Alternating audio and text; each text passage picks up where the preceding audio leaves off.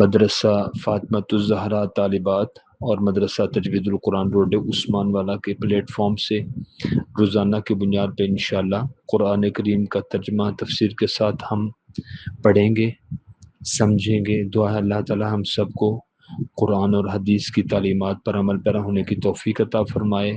آئیے چلتے ہیں قرآن کریم میں سورۃ الفاتحہ کی تفسیر کی طرف۔ اعوذ باللہ من الشیطان الرجیم، بسم اللہ الرحمن الرحیم۔ سورۃ النحل کی آیت نمبر 98 میں اللہ تعالیٰ فرماتے ہیں فَإِذَا قَرَأْتَ الْقُرْآنَ فَاسْتَعِذْ بِاللَّهِ مِنَ الشَّيْطَانِ الرَّجِيمِ کہ جب آپ قرآن کریم کی تلاوت کریں تو سب سے پہلے اعوذ باللہ من الشیطان الرجیم پڑھ لیا کریں۔ اعوذ باللہ من الشیطان الرجیم کا لفظی معنی و مفہوم یہ ہوگا کہ اعوذ تعوذ کے کہتے ہیں، یعنی پناہ لینا۔ پناہ یوں ہی سمجھے کہ جیسے ایک بچے کو بچہ مارے تو بچہ فوراً اپنے کلاس کے انچارج کے پاس جاتا ہے، پرنسپل کے پاس جاتا ہے، والدین کے پاس جاتا ہے، یا اپنے سے کسی تگڑے بندے کے پاس جاتا ہے اور کہتا ہے کہ مجھے فلاں مارتا ہے۔ وہ کہتے ہیں آپ میرے پاس بیٹھ جاؤ، آپ کو کوئی بھی اب ہاتھ نہیں لگائے گا، تو اس کو ایک پناہ مل جاتی ہے۔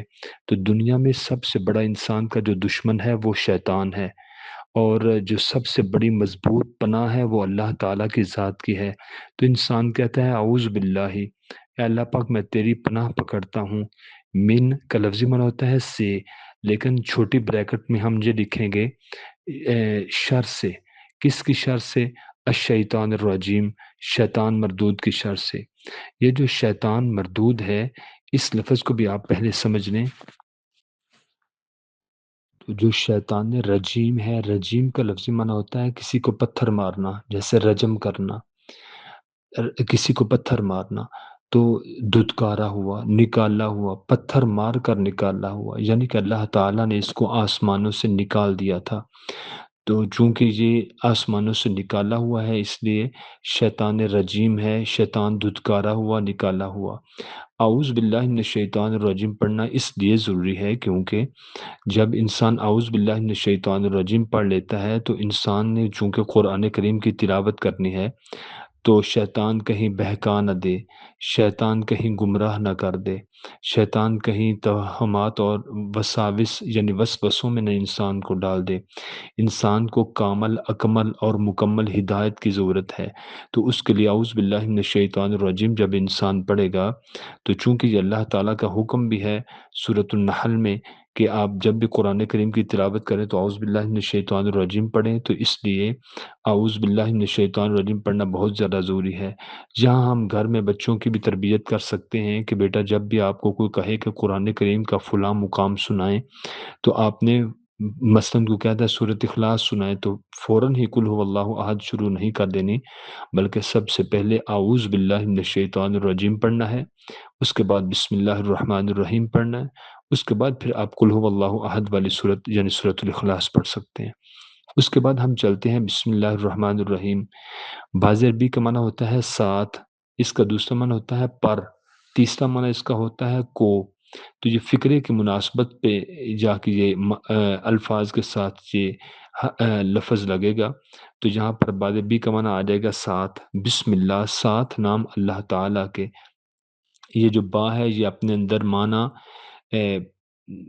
ساتھ، پر اور کو کا بھی رکھتے ہیں، اور با اپنے اندر لفظ ایک حرف الف بھی چھپا کے رکھتا ہے، یعنی کہ اسم، الف سین میم اسم کا معنی ہوتا ہے نام، NAM نیم، اور الف سا میم، الف با تا سا والی سا، جب وہ سا لگائی جائے گی اسم اس کا معنی ہوگا گناہ۔ تو چونکہ یہاں پر الف سین میم ہے اس کا معنی ہوتا ہے نام، تو بسم اللہ اس کا معنی ہوگا ساتھ نام اللہ تعالیٰ کے، الرحمن الرحیم جو بے حد مہربان ہے، نہایت رحم کرنے والا ہے۔ آگے الرحمن الرحیم میں جا کر ہم بسم اللہ الرحمن الرحیم کے آخری دو الفاظ کا معنی و مفہوم کریں گے۔ چونکہ ہم آگے سورۃ الفاتحہ شروع کرنے لگے ہیں، ایک بات ذہن میں رکھیے گا، فاتحہ کا لفظی معنی ہے کھول دینا، یعنی اللہ تعالیٰ کے رحمت کے دروازوں کو کھولنا۔ اگر دیکھا جائے تو فاتحہ سورت ابتدا ہے، قرآن اس کی تکمیل ہے۔ سورۃ الفاتحہ عنوان ہے، قرآن اس کا مضمون ہے۔ سورۃ الفاتحہ پھول ہے، قرآن اس کی خوشبو ہے۔ سورۃ الفاتحہ ایک دعا ہے، قرآن اس کا جواب ہے۔ سورۃ الفاتحہ خلاصہ ہے، قرآن اس کی تفصیل ہے۔ سورۃ الفاتحہ دروازہ ہے، قرآن اس کا محل ہے۔ ترمذی شریف کے فضائل القرآن میں رسول اللہ صلی اللہ علیہ وسلم کی ایک حدیث مبارکہ ہے۔ میرے آقا صلی اللہ علیہ وسلم فرماتے ہیں، قسم ہے اس ذات کی جس کے ہاتھ میں محمد صلی اللہ علیہ وسلم کی جان ہے، اس جیسی کوئی صورت، یعنی الحمد شریف جیسی، سورۃ الفاتحہ جیسی، الحمدللہ رب العالمین جیسی صورت، نہ تورات میں، نہ زبور میں، نہ انجیل میں، نہ قرآن میں ایسی نازل ہوئی۔ یقیناً یہ بار بار پڑھی جانے والی 7 آیات ہیں اور قرآن کریم ہے جو مجھے عطا کیا گیا۔ رسول اللہ صلی اللہ علیہ وسلم کی ایک حدیث مبارکہ بھی ہے بخاری شریف کی کہ لا صلاۃ لمن لم یقرأ بفاتحۃ الکتاب، جس شخص نے نماز میں سورۃ الفاتحہ نہ پڑھی اس کی نماز نہیں ہوتی۔ معلوم ہوا کہ ہر نماز کی ہر رکعت میں سورۃ الفاتحہ پڑھنا واجب ہے، فرض ہے۔ اور اس کے بعد ہم جاتے ہیں الحمدللہ رب العالمین کی طرف۔ تو چونکہ قرآن کریم میں اللہ تعالیٰ کا نام بار بار آتا ہے، لفظ اللہ آتا ہے، اور آپ کو یہ سن کر حیرانگی ہوگی کہ پورے قرآن کریم میں 2697 مقامات پر لفظ اللہ آیا ہے۔ اللہ، یہ لفظ اللہ 2697 مقامات پر آیا ہے۔ اور قرآن کریم کی تازگی کے لیے چند ایک مقامات ہیں، آپ تلاوت کر سکتے ہیں۔ اللہ خالق کل شیء، اللہ ہی ہر چیز کا خالق ہے۔ ان اللہ هو الرزاق ذو القوۃ المتین، اللہ ہی رازق ہے، رزق دینے والا ہے۔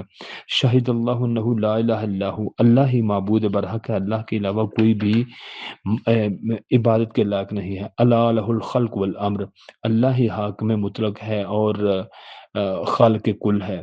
اللہ ہی ہر چیز کا مالک اور قادر ہے۔ تبارک الذی بیدہ الملک وہو علی کل شیء قدیر، اللہ ہی مشکل کشا ہے، تکلیفوں کو دور کرنے والا ہے اور مشکلات کو حل کرنے والا ہے۔ امن یجیب المضطر اذا دعاہ ویکشف السوء، اللہ ہی اول آخر ظاہر باطن ہے۔ هو الاول والآخر والظاہر والباطن، اللہ ہی پوشیدہ اور غیب کی یعنی کہ باتوں کو اور ظاہری باتوں کو جاننے والا ہے۔ عالم الغیب والشہادہ، اللہ ہی زندگی اور موت دیتا ہے۔ الذی خلق الموت والحیات، اللہ ہی زمین و آسمانوں کا نور ہے۔ اللہ نور السماوات والارض۔ اس طرح قرآن کریم کے اگر میں تفصیل میں جاؤں تو پھر کافی وقت چاہیے صرف لفظ اللہ کو واضح کرنے کے لیے۔ تو قرآن کریم میں اللہ تعالیٰ کا نام 2697 مرتبہ آیا ہے۔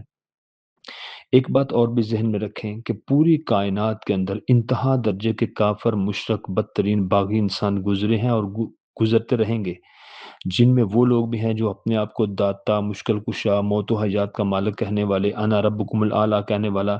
مصر کا فرعون جو حضرت موسیٰ علیہ السلام کے مقابلے میں آیا، اس نے کہا ہر ایک رب ہے اور فرعون ہے، لیکن انا ربکم الاعلی، پارہ نمبر 30 قرآن کریم سورۃ الفجر۔ اس نے کہا کہ میں سب سے بڑا رب ہوں۔ لیکن ایک بات ذہن میں رکھیں، دنیا کی آپ تاریخ اٹھا کے دیکھ لیں، تاریخ اسلام لے لیں یا تاریخ دنیا لے لیں، ایک ایک آپ پیج اس کا کھنگالیں، دیکھیں، پڑھیں، مطالعہ کریں، کہیں بھی آپ کو لفظ اللہ کے نام پر بننے والا کو معبودان باطلہ میں سے نظر نہیں آئے گا۔ یعنی یہاں سے پتہ چلا اللہ کے نام میں اتنی ہیبت ہے، اتنا روب ہے، اتنا ڈر ہے کہ اللہ تعالیٰ کے اس اسم مبارک میں آپ کو اتنی خالقیت، مالکیت، جلالت، سمادیت، رحمان و رحیمیت کا ابدی و سرمدی تصور آپ کو نظر آئے گا کہ کسی میں آج تک اتنی جرت نہیں ہوئی۔ مکے والے بھی اپنے آپ کو وہ بتوں کے ساتھ منسوب کرتے تھے کہ ہم فلاں بت کے پجاری ہیں، لیکن کبھی کسی نے اللہ کا نام نہیں رکھا، کسی بت کا نام آج تک تاریخ انسانیت میں، جن و انس کی تاریخ میں کسی نے کبھی اللہ کے علاوہ غیر اللہ کا نام اللہ کا نہیں رکھا کہ یہ بھی اللہ ہے۔ یعنی اللہ تعالیٰ کے نام کے اندر روب اور جلالت اور ہیبت ہی اتنی زیادہ ہے کہ کسی کو اللہ کہلوانے کی جرت ہی نہیں، اور نہ ہی کوئی قیامت تک کر سکے گا انشاءاللہ۔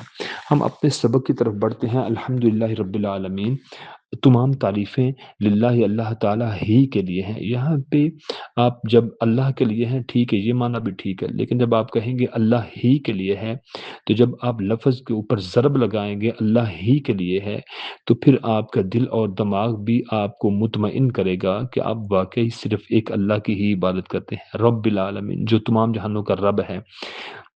رب کے لفظ کو آپ سمجھ لیں، جو رب کا لفظ ہوتا ہے، یہ اس کا لفظی معنی ہوتا ہے روٹی کھلانے والا، پانی پلانے والا۔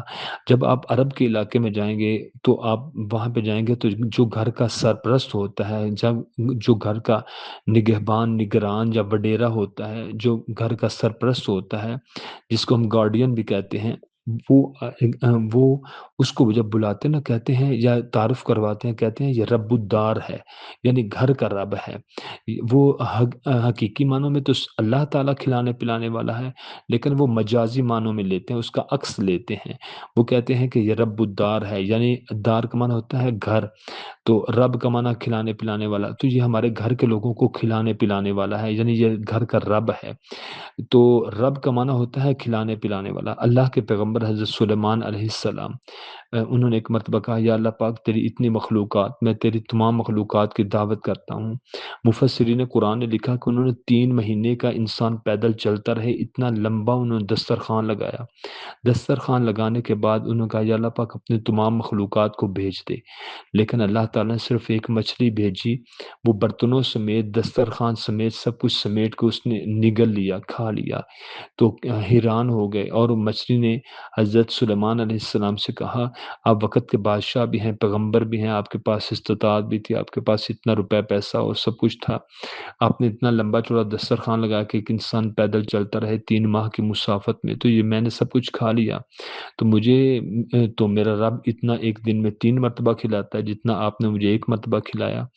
تو آپ جب مچھلیوں کی ہسٹری پڑھیں گے تو وہ کتنے انڈے ہیں جو اپنے جسم سے نکالتی ہیں، اور اس کے چھوٹے چھوٹے کتنی ہی مچھلیاں بن جاتی ہیں، ان چھوٹی چھوٹی مچھلیوں کو تھوڑی سی بڑی کا سائز والی مچھلیاں ان کو کھا لیتی ہیں، جو وہ مچھلیاں ہوتی ہیں وہ کسی اور کی خوراک بن جاتی ہیں۔ تو اس طرح اللہ نے ان سب کی خوراک پانی کے اندر ہی رکھی ہے۔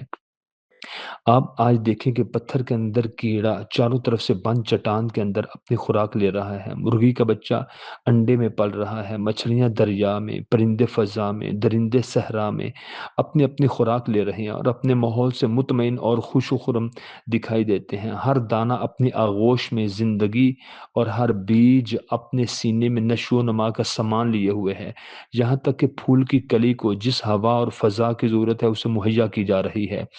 زندگی کے لیے ہوا اور پانی اس قدر لازمی جزو ہیں کہ ان کے بغیر زندگی لمحوں کی مہمان ہوتی ہے۔ یہ اتنے ارزاں اور وافر ہیں کہ ان کا اندازہ ہی نہیں کیا جا سکتا۔ اس لیے قرآن کریم میں اللہ تعالیٰ کی ہستی کا تعارف رب اور پورے نظام ربوبیت سے بات کا آغاز کیا ہے، تاکہ انسان کا جو وجدان ہے، اندر کا انسان ہے، وہ پکار اٹھے کہ مجھے اسی ہستی کا ہی شکر ادا کرنا ہے جس کا نام اللہ ہے۔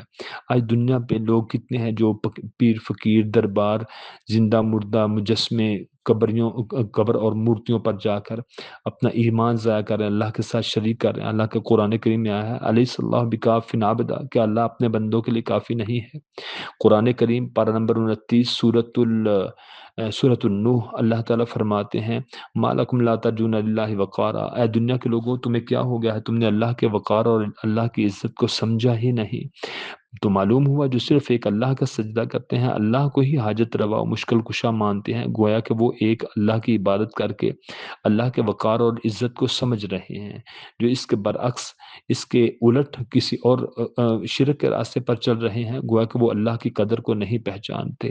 قرآن کریم کے پارہ نمبر 30 میں بھی فرمایا اللہ تعالیٰ نے، یا ایھا الانسان، بڑے محبت سے فرمایا، اے انسان، ما غرک بربک الکریم، وہ کون سی چیز ہے جس نے تجھے تیرے نہایت ہی رحیم اور کریم رب سے دور کر دیا۔ تو اللہ تعالیٰ ہے جو زمین و آسمان میں ہر ایک کے رزق کا بندوبست کرتا ہے۔ قرآن کریم میں فرمایا، واللہ خیر الرازقین، اللہ بہت بہتر رزق دینے والا ہے۔ تو رزق اللہ تعالیٰ نے اپنے ہاتھ میں رکھا، زندگی موت اللہ نے اپنے ہاتھ میں رکھی، عزت ذلت اللہ نے اپنے ہاتھ میں رکھی۔ جب سب کچھ من جانب اللہ ہے تو آئیں ہم نماز پڑھیں، اللہ سے صلح کر لیں، اللہ کے راستے پر چلیں۔ تو ہم پڑھ رہے تھے الحمدللہ رب العالمین، الحمدللہ تمام تعریف اللہ تعالیٰ ہی کے لیے ہیں۔ یہ جو الحمد میں امزد بلم ال ہے، ال کا معنی ہوتا ہے تمام، جس کو انگلش میں آل کہتے ہیں، اے ڈبل ایل آل۔ الحمد تمام تعریفیں، للہ اللہ تعالیٰ ہی کے لیے ہیں۔ رب العالمین، رب ہے، کھلانے پلانے والا ہے، روٹی پانی کھلانے والا ہے، عالمین تمام جہانوں کا۔ تو یہ ایک تو ہمیں جہان نظر آتا ہے نا انسانوں کا، ایک جنوں کا بھی ہے، ایک فرشتوں کا بھی ہے۔ فرشتے تو خیر کھاتے پیتے نہیں، اس کے علاوہ زمین میں بلوں کے اندر رہنے والے ہیں، کتنے ہی کیڑے مکوڑے، حشرات الارض، آبی مخلوقات، پانیوں میں رہنے والے، جھپٹنے والے، درندے، چیرنے والے، پھاڑنے والے، اڑنے والے، جھپٹنے والے۔ میں ایک تفسیر میں پڑھ رہا تھا 27,000 اللہ تعالیٰ نے مخلوقات پیدا کی۔ جب اتنی زیادہ مخلوقات پیدا کی تو وہ رب العالمین ہے، وہ تمام جہانوں کا رب ہے، تمام جہانوں کو کھلانے اور پلانے والا ہے۔ یہ میرے اللہ کی شان ہے۔ اس کے بعد انسان کی زبان پر دوسری آیت آتی ہے الرحمن الرحیم۔ الرحمن کا مطلب ہوتا ہے بہت زیادہ مہربان، الرحیم نہایت رحم کرنے والا۔ یہ جو رحمان ہے اس کا معنی ہوتا ہے لامتناہی رحمت، رحمت مجسم، یعنی اللہ کی ذات ہے ہی سراپائے رحمت، اللہ کا وجود ہی رحمت ہے۔ رحمان کا مطلب ہے لامتناہی رحمت، نہ رکنے والی نہ تھمنے والی رحمت، ایسی رحمت جس کا کوئی کنارہ ہی نہیں، یہ رحمان کے معنوں میں آئے گا۔ رحیم کا معنی آئے گا کائنات پر نازل ہونے والی مسلسل اور دائمی ہمیشہ کی رحمت کی جو ترجمانی ہے وہ لفظ رحیم کرتا ہے۔ تو جیسا کہ قرآن کریم میں آیا کہ ورحمتی واسعت کل شیء، میری رحمت نے تو تمام چیزوں کو اپنے احاطے میں لیا ہوا ہے، گھیرا ہوا ہے۔ ایک جگہ پر فرمایا سورۃ الانعام کی آیت نمبر 54 میں کتب ربکم علی نفسہ الرحمہ، تمہارے رب نے تو اپنے اوپر رحمت کو تو لازم کر لیا ہے، یعنی اللہ نے کرنا ہی رحم ہے، اللہ تو اپنے بندوں کے اوپر کرتا ہی رحم ہے۔ سورہ زمر میں فرمایا کہ اللہ تعالیٰ کی رحمت سے مایوس نہ ہوا کرو۔ سورۃ الاعراف میں فرمایا کہ اللہ کی رحمت نیک لوگوں کے قریب ہوا کرتی ہے۔ سورۃ المؤمن میں فرمایا اللہ کی رحمت نے ہر چیز کو گھیرا ہوا ہے۔ اور سورۃ الحشر میں فرمایا سب کچھ جاننے کے باوجود نہایت ہی مہربان اور رحم کرنے والا رب ہے۔ اور سورۃ الاعراف میں فرمایا کہ اس کی رحمت ہر چیز کو گھیرے ہوئے ہے۔ سورۃ الانعام میں فرمایا اللہ تعالیٰ نے لوگوں پر مہربانی کرنا اپنے اوپر لازم کرا لیا ہے۔ آگے آتا ہے لفظ مالک کا۔ مالک کا لفظ معنی ہوتا ہے مالک ہے۔ اللہ تعالیٰ اللہ تعالیٰ کی اللہ تعالیٰ اس چیز کا مالک ہے، یوم الدین، کس چیز کا؟ بدلے کے دن کا۔ بدلے کے دن سے مراد قیامت کا دن۔ اب جو تصور کیجئے گا ایک بندہ پیدا ہوا، اس کو محلے والوں نے انصاف نہ دیا، پنچایت والوں نے انصاف نہ دیا، چوکی تھانے نے انصاف نہ دیا، عدالتوں نے انصاف نہ دیا، وقت کے حاکم نے انصاف نہ دیا، صدر نے انصاف نہ دیا، پوری دنیا کی بڑی عدالت اقوام متحدہ اس نے انصاف نہ دیا۔ اب انسان جائے تو کدھر جائے؟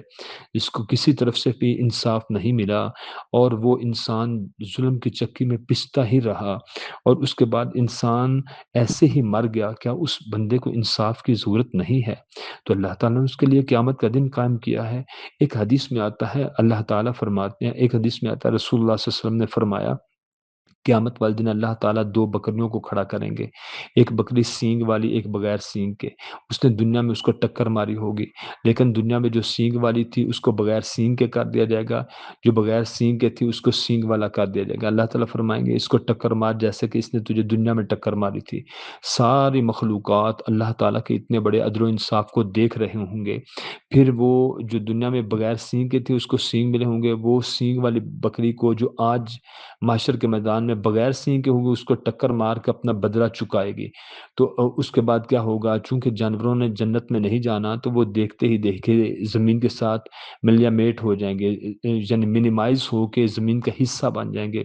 تو پھر اللہ تعالیٰ کا اتنا بڑا انصاف دیکھ کر اس کی ترجمانی قرآن کریم کے اس مقام کی تفسیر القرآن بالقرآن، یعنی قرآن کا ایک حصہ دوسرے حصے کے جو تفسیر کر رہا ہے، اس میں اگر ہم جائیں گے پارہ نمبر 30 پہلی سورت، سورۃ النبا، آخری آیات، انا انذرناکم عذابا قریبا یوم ینظر المرء ما قدمت یدا ویقول الکافر یا لیتنی کنت ترابا۔ اللہ تعالیٰ کا اتنا بڑا انصاف بکریوں کے درمیان دیکھ کے ویقول الکافر، کافر انسان کہے گا یا لیتنی کنت ترابا، ہائے کاش آج میں بھی مٹی کے ساتھ مٹی بن جاتا، آج میں انسان نہ ہوتا، آج میرا حساب نہ ہوتا۔ آج دنیا میں کتنے ظلم و ستم کرنے والے ہیں، کبھی انہوں نے سوچا کہ ہم نے اپنے رب کے سامنے بھی کھڑا ہونا ہے؟ اللہ تعالیٰ نے اپنے سامنے کھڑا کر کے ہم سے حساب بھی لینا ہے۔ تو اللہ تعالیٰ کی ربوبیت یعنی اس کی انگنت نعمتوں اور بے پایہ رحمتوں کے تذکرے کے بعد اللہ تعالیٰ نے مالک یوم الدین کا تذکرہ فرمایا کہ اللہ تعالیٰ مالک ہے بدلے کے دن کا، یعنی قیامت کے دن کا مالک ہے، کہ کہیں انسان اس اللہ کی رحمت و شفقت کو دیکھ کر اس غلط فہمی میں مبتلا نہ ہو جائے کہ کہ مجھے میرے کیے دھرے پر پوچھا ہی نہیں جائے گا اور انسان کو دنیا میں ہمیشہ رہنا ہے۔ اس فرمان میں یہ بتلایا گیا ہے کہ انسان نہ صرف تجھے موت آنی ہے بلکہ موت کے بعد تو اٹھایا اور اللہ کے حضور پیش کیا جائے گا۔ پھر تجھے اپنی ایک ایک حرکت اور عمل کا پورا پورا حساب دینا ہوگا اور جزا یا سزا سے تیرا واسطہ پڑے گا۔ اور حضرت عبداللہ بن عمر رضی اللہ عنہما بیان کرتے ہیں کہ رسول محترم صلی اللہ علیہ وسلم نے فرمایا اللہ تعالیٰ زمینوں اور آسمانوں کو یکجا کر کے اکٹھا کر کے اپنے ہاتھ میں لیتے ہوئے فرمائیں گے کہ میں ہی بادشاہ ہوں، ظالم و سفاک اور نخوت و غرور رکھنے والے آج کہاں ہیں؟ یعنی اللہ تعالیٰ فرمائیں گے، مسلم میں آتا ہے، مسلم کی حدیث کی کتاب میں، یقول انا المالک انا این الجبارون این المتکبرون، اللہ تعالیٰ فرمائیں گے مالک تو آج میں ہوں، کہاں ہے دنیا میں جبر کرنے والے، کہاں ہے دنیا میں تکبر کرنے والے؟ یعنی کہ اللہ تعالیٰ کے سامنے کوئی بول نہیں سکے گا۔ اور قرآن کریم میں بھی آتا ہے کہ قیامت والے دن صرف آپ قدموں کی چاپ آپ سن سکتے ہیں لیکن آپ کو کہیں کسی کی آواز نہیں آئے گی۔ اور قرآن کریم کا پارہ نمبر 30 سورۃ المرسلات میں آتا ہے ھذا یوم لا ینطقون، جس دن کسی کے منہ سے بولنے کی آواز بھی نہیں آئے گی، وہ آواز کم سے کم جو ہم اے، الف اور ون یہ ہم تھوڑا سا بولتے ہیں اور منہ سے ایک حرف کی ادائیگی کرتے ہیں۔ قرآن نے فرمایا ھذا یوم لا ینطقون، کوئی بول ہی نہیں سکے گا۔ ناطق ینطق ہوتا ہے منہ سے ایک حرف باہر نکالنا۔ ولا یؤذن لهم فیعتذرون، نہ ہی کسی کو اجازت دی جائے گی کہ وہ معذرت خواہانہ رویہ اختیار کرے کہ یا اللہ پاک دنیا میں غلطیاں ہوں گی جیسے آج مجھے معاف کر دے۔ اللہ تعالیٰ فرماتے ہیں کہ میں نے تو وہاں پہ معذرت کا کسی کو کہنا ہی نہیں، وہ تو چونکہ اعمال کا بدلے کا دن ہوگا اس لیے دنیا میں نیک عمل کریں۔ یہ جو دین کا لفظ آتا ہے نا مالک یوم الدین کا، دین کے ایک معنی نہیں ہے، دین کے کئی معنی ہیں۔ جب ہم سورۃ زمر پڑھتے ہیں وہاں پر دین کا معنی اطاعت و بندگی ہے۔ جب ہم سورۃ یونس کی آیت نمبر 104 میں جاتے ہیں وہاں دین کا معنی شریعت ہے۔ جب ہم سورۃ یوسف کی آیت نمبر 76 میں جاتے ہیں وہاں دین کا معنی قانون ہے۔ جب ہم سورۃ المؤمن کی آیت نمبر 56 میں جاتے ہیں وہاں دین کا معنی حکمرانی ہے۔ جب ہم سورۃ زاریات کی آیت نمبر 6 میں جاتے ہیں وہاں معنی جزا و سزا و بدلہ آتا ہے۔ تو جہاں پر قرآن کریم کی پارہ نمبر ایک کی سورۃ الفاتحہ میں جب ہم پڑھتے ہیں مالک یوم الدین، جہاں دین کا معنی بدلہ روز جزا آتا ہے، تو اللہ تعالیٰ نے قیامت کے دن کو قائم کرنا ہے، اس کے لیے فرمایا کہ مالک یوم الدین ایاک نعبد و ایاک نستعین۔ ایاک کا لفظی معنی ہوتا ہے خاص تیری، کادبر کا تیرا تیری تیرے، ایاک کا معنی ہوتا ہے خاص، خاص تیری، نعبد ہم عبادت کرتے ہیں۔ میرے ایک مربی و محسن عالم دین مرحوم و مغفور اللہ ان کی بخشش فرمائے، وہ فرمایا کرتے تھے ایاک نعبد، اے اللہ ہم خاص تیری ہی عبادت کرتے ہیں اور کرتے رہیں گے، یعنی حال اور مستقبل کو لے کے آئے آگے، و ایاک نستعین، اور خاص ہم تجھ سے مدد مانگتے ہیں اور مانگتے رہیں گے۔ یہاں پر بھی حال اور مستقبل کو انہوں نے اکٹھا کیا تو معلوم ہوا کہ ایاک نعبد، یا اللہ پاک ہم خاص تیری ہی عبادت کرتے ہیں، نعبد ہم عبادت کرتے ہیں۔ یہ جو نعبد میں نون اور نستعین میں نون ہے، نون کا معنی ہوتا ہے ہم، ہمارا، ہماری، ہمارے، فکرے کی مناسبت سے یہ لفظ اس میں ایڈ کر دیا جاتا ہے۔ ایاک نعبد، یا اللہ پاک ہم خاص تیری ہی عبادت کرتے ہیں، و ایاک نستعین، اور خاص ہم تجھ سے ہی مدد مانگتے ہیں۔ اس کا اقرار انسان نماز میں بھی کہتا ہے تحیات اللہ والصلوات والطیبات، یا اللہ پاک تمام لسانی بدنی مالی بالات تیرے لیے ہیں۔ قرآن کریم کی سورۃ الانعام میں بھی فرمایا قل ان صلاتی و نسکی و محیای و مماتی للہ رب العالمین، یا اللہ پاک میری نماز، میری قربانی، میرا زندہ رہنا، میرا مر جانا للہ رب العالمین تمام جہانوں کے رب کے لیے ہے، لا شریک لہ وبذالک امرت وانا اول المسلمین، میں اللہ کے ساتھ کسی کو شریک نہیں بناتا، مجھے اسی کا حکم دیا گیا اور میں سب سے پہلا مسلمان ہوں۔ تو معلوم ہوا کہ حدیث بھی ہمیں یہ سکھاتی ہے، نماز بھی ہمیں یہ سکھاتی ہے، قرآن بھی ہمیں یہ سکھاتا ہے اللہ کے علاوہ کسی کی عبادت نہیں کرنی۔ ایاک نعبد، ہم خاص تیری ہی عبادت کرتے ہیں اور کرتے رہیں گے، و ایاک نستعین، اور ہم خاص تجھ سے ہی مدد مانگتے ہیں اور مانگتے رہیں گے۔ عبادت صرف اللہ تعالیٰ کی ہی ہونی چاہیے۔ سورۃ الذاریات میں فرمایا جنوں اور انسانوں کو اللہ نے اپنی عبادت کے لیے پیدا فرمایا۔ سورۃ النحل میں فرمایا ہر رسول اللہ کی عبادت کی دعوت دیتا تھا۔ سورۃ حج میں فرمایا اللہ ہی کے لیے رکوع، سجدے اور ہر عبادت ہونی چاہیے۔ سورۃ الفاتر میں فرمایا اللہ تعالیٰ غنی اور کائنات کے سارے انسان یہ سبھی اللہ کے در کے فقیر ہیں۔ سورۃ النساء میں فرمایا مدد کرنے کے لیے اللہ ہی کافی ہے۔ تو معلوم ہوا کہ ایاک نعبد و ایاک نستعین، ہم خاص اللہ کی عبادت کرتے ہیں اور کرتے رہیں گے۔ و ایاک نستعین، اور خاص اس اللہ سے ہم مدد مانگتے ہیں اور مانگتے رہیں گے۔ نعبد عبادت میں آئے گا، نستعین مدد میں آئے گا۔ عبادت بھی اللہ کی کرتے ہیں اور ہمیشہ کرتے رہیں گے، مدد بھی اللہ سے مانگتے ہیں، ہمیشہ اللہ سے ہی مدد مانگیں گے۔ پھر انسان کی زبان پر یہ الفاظ آئے اہدنا الصراط المستقیم، یا اللہ پاک ہمیں سیدھے راستے کی ہدایت عطا فرما، اہدی دکھا ہم کو، رہنمائی کر ہماری، عطا فرما ہمیں، نون الف نہ ہم ہمارا ہماری ہمارے، الصراط راستہ، جیسے ہوتا ہے پل صراط جہنم کے اوپر پل، جو تلوار سے زیادہ تیز اور انسان کے بال سے زیادہ باریک ہے، لیکن وہ جتنے انسان کے اندر نیکیاں ہوں گی اس کے مطابق وہ کشادہ ہو جائے گی، کھل جائے گی۔ تو صراط کا معنی ہوتا ہے راستہ، اور مستقیم سیدھا۔ جیسے ایک ریاضی کا، میتھمیٹکس کا جو استاد ہوتا ہے وہ کہتا ہے کہ بیٹا آپ خط مستقیم کھینچو، تو خط کا مطلب ہوتا ہے لکیر، مستقیم کا مطلب ہوتا ہے سیدھا، سیدھی، سیدھے۔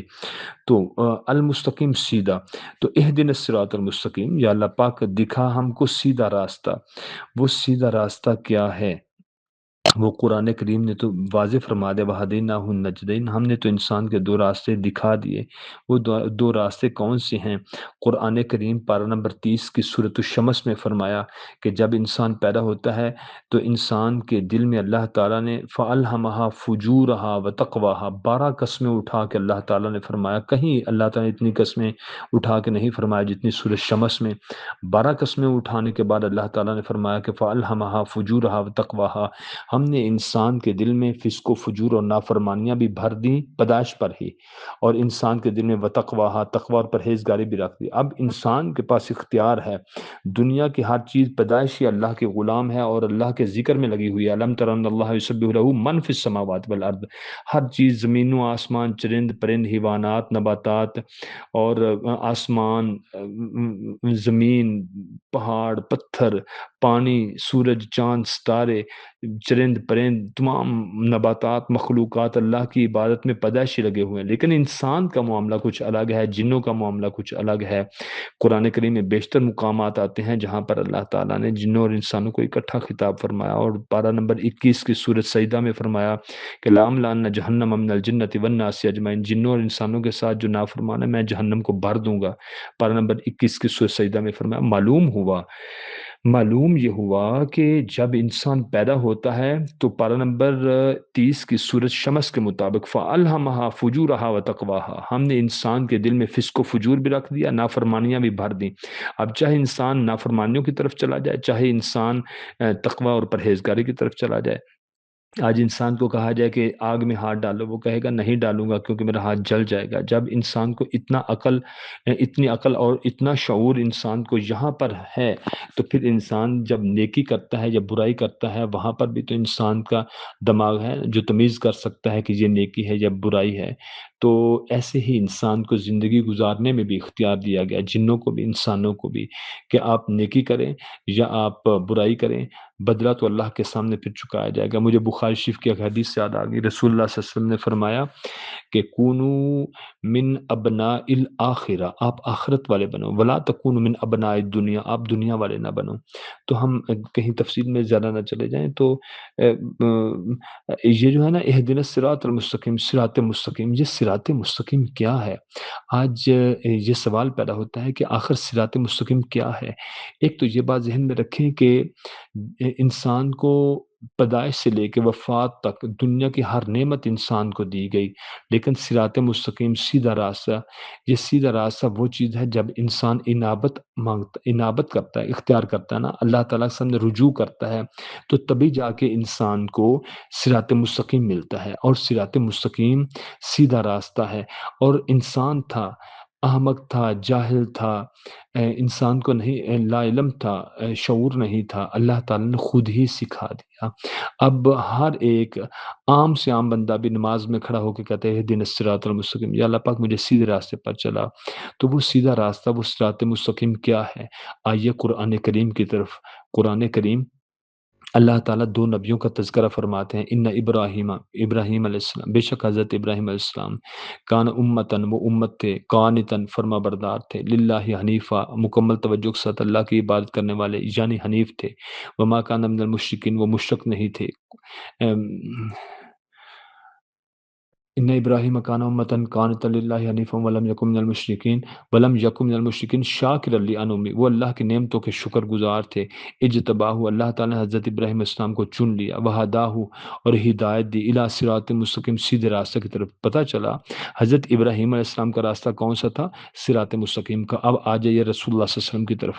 سورۃ یاسین پارہ نمبر 22 میں شروع ہو کے پارہ نمبر 23 میں ختم ہوتی ہے۔ سورۃ یاسین کی ابتدا میں فرمایا یاسین، یہ حروف مقطعات میں سے ہے۔ اللہ تعالیٰ خوب جانتا ہے اس کے معنی و مراد کو، اور ہم اس کے معنی و مراد پر ایمان لائے۔ والقرآن الحکیم، جب عربی لفظ میں آیت کے شروع میں کسی اسم کے ساتھ وا لگ جائے تو وہ وا قسمیہ ہوتی ہے۔ والقرآن الحکیم، قسم ہے قرآن حکیم کی۔ انک لمن المرسلین، اے حضرت محمد صلی اللہ علیہ وسلم، بے شک آپ رسولوں میں سے ایک رسول ہیں، علی صراط مستقیم، آپ صراط مستقیم پر ہیں۔ معلوم ہوا جو راستہ حضرت ابراہیم علیہ السلام کا ہے، معلوم ہوا جو راستہ حضرت محمد صلی اللہ علیہ وسلم کا ہے، وہی راستہ صراط مستقیم کا ہے۔ تو انسان انابت اور رجوع اللہ اختیار کرتے ہوئے ہر نماز کے ہر رکعت میں کہتا ہے اہدنا الصراط المستقیم، یا اللہ پاک مجھے صراط مستقیم پر چلانا، تو یعنی سیدھے راستے پر چلانا۔ ایک حدیث میں آتا ہے رسول اللہ صلی اللہ علیہ وسلم نے ایک مرتبہ صحابہ کی موجودگی میں صاف زمین کے اوپر ہاتھ مار کر ایک لمبی لکیر انگلی مبارک سے کھینچ دی، پھر اس لمبی لکیر کے ساتھ چھوٹے چھوٹے دائیں بائیں اور کج روی اختیار کرنے والی یعنی کہ ٹیڑھی ٹیڑھی لائنیں دائیں بائیں لگا دی، درمیان میں ایک لمبی لائن لگائی۔ حضور نے فرمایا یہ لمبی لائن صراط مستقیم ہے، اسلام کا راستہ ہے، دائیں بائیں چھوٹی چھوٹی جو لائنیں لگائی ہیں یہ سارے شیطان کے راستے ہیں۔ آج آپ واضح طور پر دیکھ سکتے ہیں، صبح سے شام تک دیکھیں اس اللہ کی پوری کائنات کے اندر آپ چلتے پھرتے، اللہ نے آپ سب کو شعور دیا ہے، ہر مسلمان کو، ہر بندے کو، ہر ذی روح کو اللہ نے شعور دیا ہے۔ آپ دیکھ سکتے ہیں کہ سارا دن کون سا راستہ نیکی والا ہے، کون سا راستہ بدی والا ہے۔ تو اللہ تعالی ہم سب مسلمانوں کو صراط مستقیم پر چلائے۔ تو صراط الذین، راستہ ان لوگوں کا، انعمت علیہم، جن کے اوپر تو نے اپنا انعام فرمایا، یعنی انعام کن لوگوں کے اوپر فرمایا؟ سورۃ النساء کی آیت نمبر 69 میں فرمایا فاولئک مع الذین انعم اللہ علیہم من النبیین، وہ لوگ جن کے اوپر اللہ نے اپنے انعام کیے وہ چار لوگ ہیں، وہ نبی ہیں، والصدیقین، صدیقین ہیں یعنی سچے ہیں، والشہداء، اور شہید ہیں، والصالحین، اور نیکوکار ہیں، وحسن اولئک رفیقا، جن کو ان کا ساتھ مل گیا رفیق ہونے کے لحاظ سے، یہ کتنے اچھے لوگ ہیں۔ سبحان اللہ، نبی، صدیقین، شہداء اور صالحین۔ ایک میں نے تفسیر پڑھی چند سال پہلے، تو تب سے وہ میرے ذہن میں ہر بات اپنا گہرا اثر چھوڑ گئی الحمدللہ۔ وہ یہ تھا کہ نبی، صدیقین، شہداء اور صالحین، یہ چار بزرگ ہستیاں، ان کا ان لوگوں کو ساتھ مل جاتا ہے جو انعام یافتہ ہیں۔ ہر نماز کی ہر رکعت میں ہر مسلمان کہتا ہے کہ یا اللہ پاک مجھے صراط مستقیم پر چلا اور انعام یافتہ لوگوں کے راستے پر چلا، جن کے اوپر تو نے اپنے انعامات فرمائے۔ اللہ نے انعامات کن کے اوپر فرمائے؟ نبی، صدیقین، شہداء اور صالحین۔ پھر میں جو اس کی تفسیر پڑھ رہا تھا چند سال پہلے، اس میں یہ آیا کہ دیکھیں رسول اللہ صلی اللہ علیہ وسلم نے فرمایا میرے بعد اگر کوئی نبی ہوتا تو وہ عمر ہوتا، یہ نبی جین کا، یعنی کہ پتہ چلا حضرت عمر فاروق کا راستہ، الصدیقین، سچ بولنے والے، صدیق یعنی حضرت ابو بکر صدیق، الشہداء، اللہ کے راستے میں شہید ہونے والے یعنی حضرت عثمان غنی رضی اللہ تعالیٰ عنہ، والصالحین، صالح یعنی نیک لوگ، یعنی کہ یہاں سے پتہ چلا حضرت علی رضی اللہ تعالیٰ عنہ وہ نیک ہیں، اللہ کے ولی ہیں۔ تو نبیین و صدیقین و شہداء و صالحین، جن کو اللہ ابو بکر و عمر و عثمان و علی رضوان اللہ علیہ مجمعین کا ساتھ عطا فرما دے۔ معلوم ہوا کہ ہر نماز کی ہر رکعت میں ہر انسان کہتا ہے یا اللہ پاک مجھے صراط مستقیم پر چلانا، انعام یافتہ ان چار طرح کے لوگوں پر چلانا، کے راستوں پر چلانا، جو نبی، صدیقین، شہداء و صالحین ہیں، اور عرف عام میں معنی کریں تو حضرت ابو بکر و عمر، عثمان و علی رضی اللہ عنہم اجمعین، یا اللہ پاک رضوان اللہ علیہ مجمعین، یا اللہ پاک ہمیں ان کے راستوں پر چلانا۔ غیر المغضوبی، یہ جو غیر ہے اس کا معنی ہوتا ہے نہ، نہیں، المغضوب جن کے اوپر غضب کیا گیا، حضرت موسیٰ علیہ السلام کے قوم کے لوگوں کے اوپر اللہ تعالیٰ نے اپنا غضب کیا، یہاں پر غضب جو ہے یہ معنی آئے گا لان تان کا، یہ معنی آئے گا اللہ کے عذاب کا۔ یہ حضرت موسیٰ علیہ السلام کی قوم کے لوگ جن کے بارے میں قرآن کریم میں اللہ تعالیٰ فرماتے ہیں وَقَفَّيْنَا مِن بَعْدِهِ بِالرُّسُلِ، حضرت موسیٰ علیہ السلام کے بعد ہم نے پے در پے کئی پیغمبر بھیجے جو ان کی رشد و ہدایت کے لیے تھے، لیکن ان لوگوں نے ہدایت نہ پائی، کچھ لوگوں کو اللہ نے ہدایت دے دی، کچھ لوگوں کو اللہ نے ہدایت نہ دی، اور وہ فرعون کے ساتھ جا ملے، حضرت موسیٰ علیہ السلام کے مقابلے میں آ گئے۔ چونکہ حضرت موسیٰ علیہ السلام کی قوم کی لوگوں کے اندر جو اللہ نے اپنے عذاب بھیجے جن کا ذکر قرآن کریم میں بھی آیا ہے، ٹڈی دل کا عذاب، میںڈک کا عذاب، خون کا عذاب، جموں کا عذاب، اور ان کے اوپر پھر کونو قردۃ خاسین، خسارہ پانے والے بندر بن جاؤ، وہ بندر 3 دن کے اندر مر گئے تھے، کو پہلے دن، کو دوسرے دن، کو تیسرے دن۔ آج دنیا میں جتنے بھی بندر ہیں، مونکی ہیں، بندر ہیں، وہ سارے کے سارے ایز اے اینیمل ہیں، بطور جانور ہیں، تاکہ اللہ تعالیٰ ہمیں دکھائے کہ بندر اس طرح کے ہوتے ہیں۔ حضرت موسیٰ علیہ السلام کی قوم کے لوگ بندر بھی بنے، ان کے اندر جوؤں کا عذاب آیا، مینڈک کا عذاب آیا، ٹڈی دل کا عذاب آیا، خون کا عذاب آیا، اس طرح ان کے اندر 9 طرح کے مختلف 8 9 طرح کے عذاب آئے۔ چونکہ ان کے اندر عذاب آئے مختلف طرح کے، اس لیے ہر نماز کی ہر رکعت میں ہر مسلمان کہتا ہے غیر المغضوبی، یا اللہ پاک مجھے ان لوگوں کے راستے پر نہ چلانا جن کے اوپر تیرا غیظ و غضب آیا، تیری پھٹکار اور لعنت، تیرا عذاب آیا۔ وہ حضرت موسیٰ علیہ السلام کی قوم کے لوگ یعنی یہودیوں کے راستے پر نہ چلانا، ولضالین، اور نہ ان لوگوں کے راستے پر چلانا جو گمراہ ہوئے۔ حضرت عیسیٰ علیہ السلام کی قوم کے لوگوں نے جانتے بوجھتے علم ہونے کے باوجود جہالت کا یہ کام کیا کہ انہوں نے جیسے یہودیوں نے حضرت عزیر علیہ السلام کو اللہ کا بیٹا گردانا، نعوذ باللہ الیاذ باللہ، ایسے عیسائیوں نے حضرت عیسیٰ علیہ السلام کو اللہ کا بیٹا گردانا، اللہ کی اولاد بنائی۔ تو چونکہ انہوں نے ایک ایسا کام کیا جو گمراہ لوگ کرتے ہیں، اس لیے اللہ تعالیٰ نے ولضالین کہہ کر عیسائیوں کو مخاطب ہو کے اللہ تعالیٰ نے فرمایا کہ یہ گمراہ لوگ ہیں۔ یہودی جو ہیں وہ مغضوب ہیں جن کے اوپر اللہ تعالیٰ نے غضب کیا، ولضالین، اور جو گمراہ ہوئے یعنی حضرت عیسیٰ علیہ السلام کی قوم کے لوگ۔ یعنی کہ پتہ یہ چلا، آج ہم اس نتیجے پر پہنچے کہ اہدنا الصراط المستقیم، یا اللہ پاک دکھا ہمیں سیدھا راستہ، صراط الذین انعمت علیہم، وہ لوگ جن کو جو صراط مستقیم پر ہیں، وہی لوگ جو انعام یافتہ ہیں۔ یا اللہ پاک ہمیں انعام یافتہ لوگوں کی ہمیں انعام یافتہ لوگوں میں شامل فرمانا، غیر المغضوب، انعام یافتہ کے علاوہ ان لوگوں کا راستہ نہ دکھانا، غیر المغضوب علیہم ولا الضالین، یا اللہ پاک جو مغصوب ہیں اور جو گمراہ ہیں، جو حضرت موسیٰ السلام کی قوم کے لوگ ہیں، حضرت عیسیٰ السلام کی قوم کے لوگ ہیں، یعنی جو یہودی ہیں اور جو عیسائی ہیں، یا اللہ ہمیں ان راستوں پر نہ چلانا۔ جیسے وہ کہتا ہے نا، یہ کون ہے؟ وہ کہتا ہے یہ ہمارا اپنا ہے۔ وہ کہتے ہیں کہ فلاں کون ہے؟ وہ کہتے ہیں ہمارا نہیں ہے، یہ غیر ہے جی، کوئی غیر ہے۔ تو اگر ہم پنجابی میں بھی سمجھنا چاہیں یا اردو میں بھی، ہم غیر، یہ ہماری اپنی برادری ہے، یہ غیر ہیں۔ اللہ تعالیٰ فرماتے ہیں انسان پھر نماز میں دست بے دعا ہے، اللہ تعالیٰ کے سامنے پکار رہا ہے، نماز میں یہ التجا و دعا کر رہا ہے، مناجات کر رہا ہے، اللہ تعالیٰ کے حضور عاجزی کے ساتھ کہہ رہا ہے صراط الذین انعمت علیہم، یا اللہ پاک مجھے راستہ دکھانا ان لوگوں کا جن کے اوپر تو نے اپنے انعامات فرمائے، غیر المغضوب علیہم ولا الضالین، یا اللہ پاک ان لوگوں کے راستے پر نہ چلانا جو یہودیوں اور عیسائیوں کا راستہ ہے۔ آمین۔ یا اللہ پاک میری دعا قبول فرما۔ واللہ اعلم بالصواب۔ السلام علیکم ورحمۃ اللہ وبرکاتہ۔